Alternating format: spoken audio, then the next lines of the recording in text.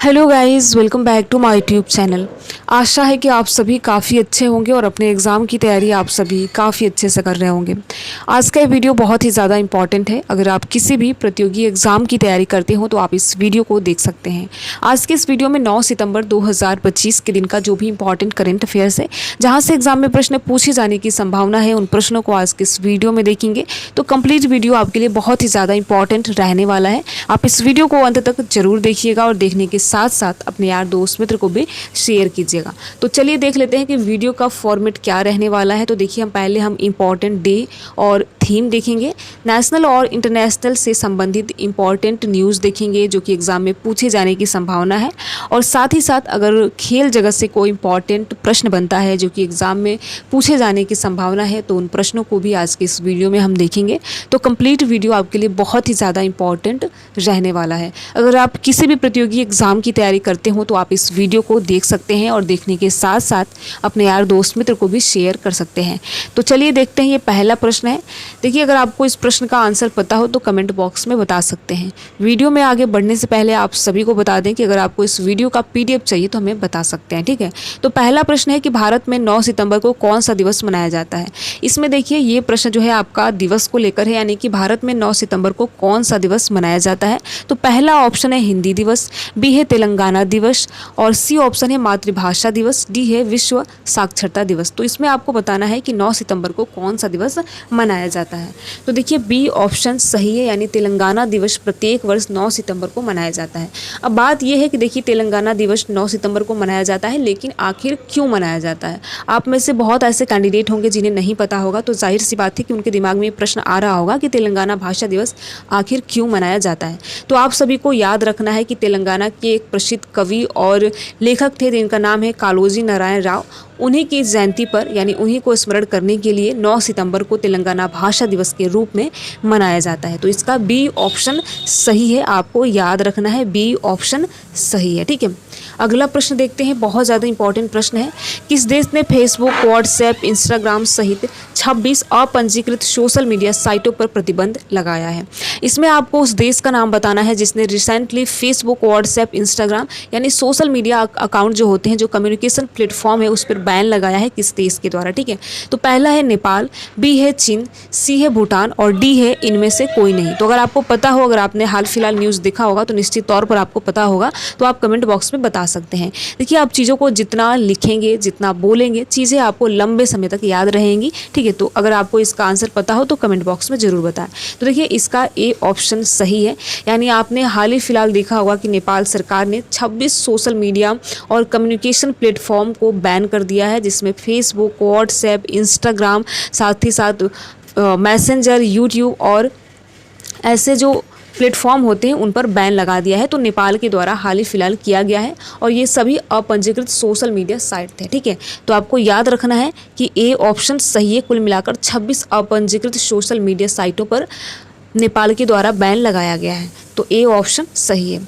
आगे बढ़ते हैं, अगला प्रश्न है, अस्पताल परिचारकों के लिए विश्राम गृह परियोजना कहाँ शुरू की गई है। इसमें आपको ये बताना है कि अस्पताल में जो मरीज़ एडमिट होते हैं, ठीक है, अस्पताल में जो मरीज़ एडमिट होते हैं और उनको देख रेख के लिए जो वहाँ पर लोग उपस्थित होते हैं, तो उनके लिए यहाँ पर विश्राम गृह परियोजना कहाँ पर शुरू किया गया है।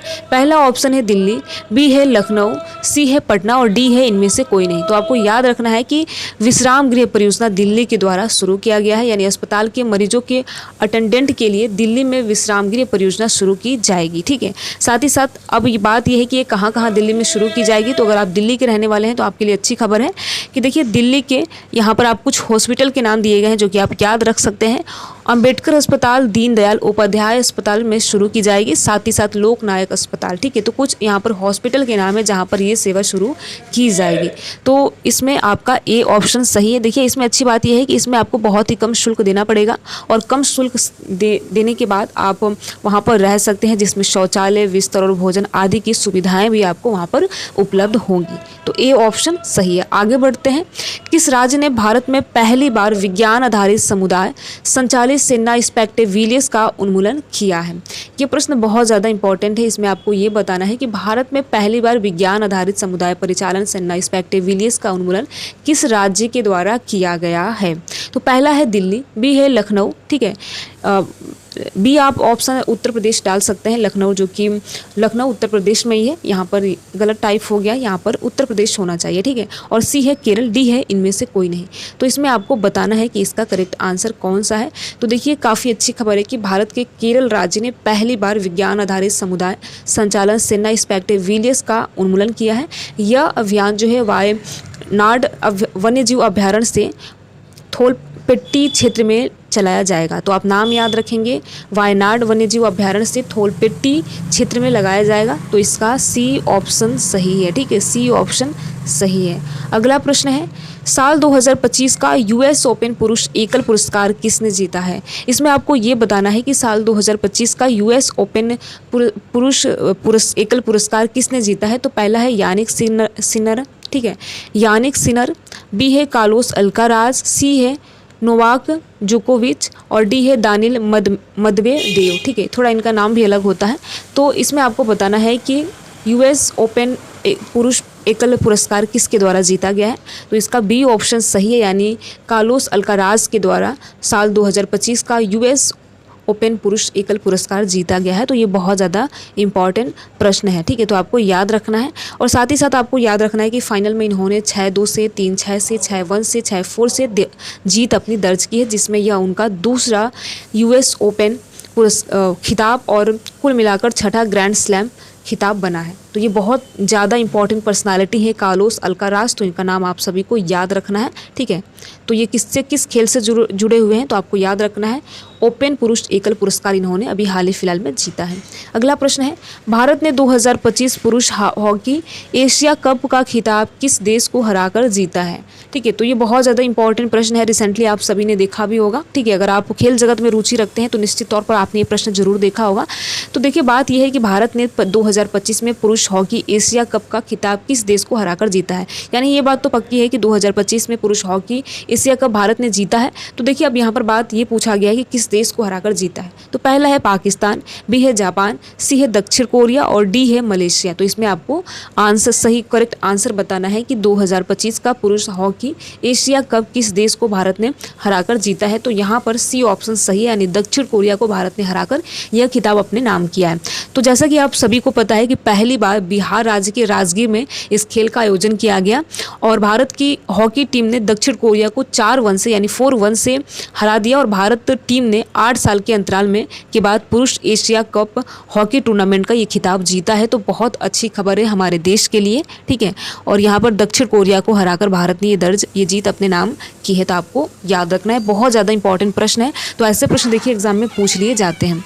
अगला प्रश्न है, किस भारतीय फिल्म निर्माता ने 42वें वेनिस फिल्म महोत्सव में ओरिजोंटी खंड में सर्वश्रेष्ठ निर्देशक का पुरस्कार जीता है?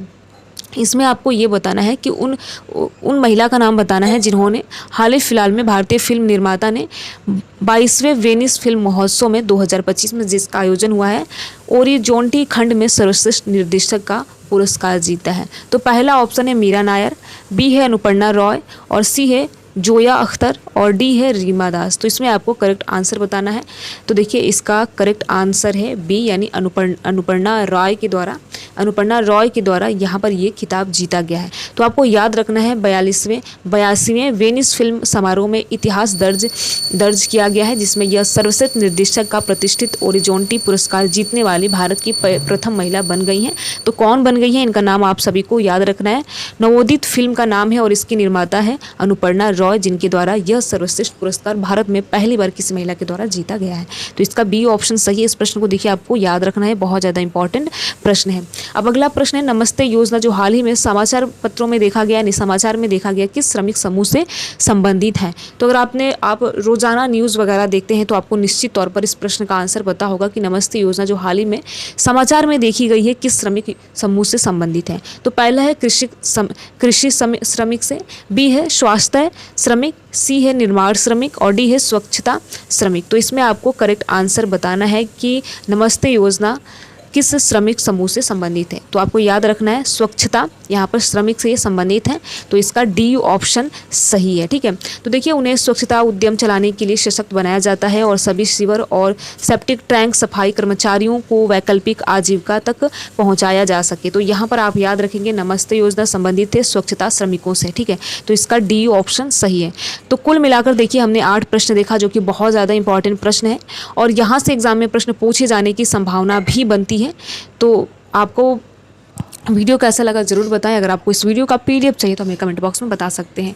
साथ ही साथ देखिए अगर आप इस वीडियो में किसी भी प्रकार का कोई सुधार चाहते हैं तो कमेंट बॉक्स में सुझाव के तौर पर हमें बता सकते हैं। वीडियो में लास्ट तक बने रहने के लिए आप सभी का बहुत बहुत धन्यवाद। अगर आपको ये वीडियो अच्छा लगा हो तो वीडियो को आप लाइक कर सकते हैं और लाइक करने के साथ साथ अपने यार दोस्त मित्र को भी शेयर कर सकते हैं। Thank you.